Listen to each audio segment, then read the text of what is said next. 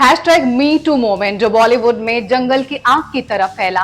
क्या एक्टर, क्या डायरेक्टर, क्या सिंगर, क्या प्रोड्यूसर, कई बड़े चेहरे बेनकाब हुए और कई दामन दागदार हुए।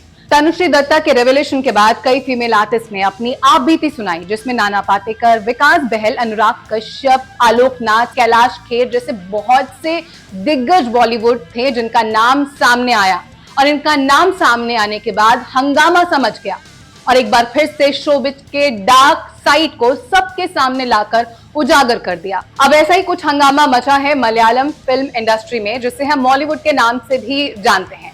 मॉलीवुड की डर्टी पिक्चर का राज उजागर होते ही हंगामा समझ गया है।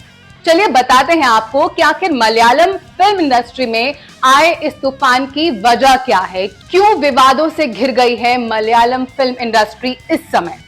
एक्चुअली बीते कई सालों से रीजनल सिनेमा से जुड़े कई ऐसे मामले सामने आ रहे थे जहां फीमेल आर्टिस्ट ने यह खुलासा किया कि फिल्म देने के बहाने बड़े फिल्म मेकर्स उनसे आपत्तिजनक मांग करते हैं।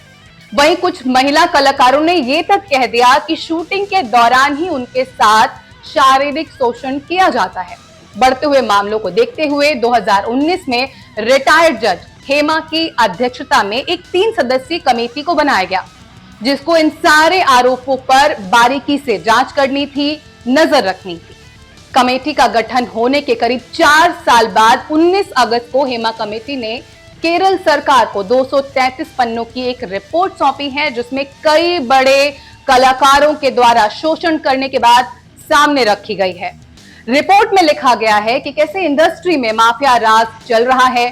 पूरी इंडस्ट्री कुछ चंद लोगों के कंट्रोल में है, जिनकी रजामंदी के बिना पत्ता भी नहीं हिल सकता है। अब इस रिपोर्ट के सामने आते ही मलयालम फिल्म इंडस्ट्री में भी मी टू मूवमेंट का हिस्सा बनते हुए कई एक्ट्रेस अपने साथ हुए शोषण का खुलासा कर रही हैं, जिसमें director Tulsidas, senior actor Baburaj, actor Mukesh, actor Jayasuriya, veteran Malayali actor Siddiqui का नाम अब तक सामने आ चुका है और अभी भी ये खुलासों का दौर जारी है।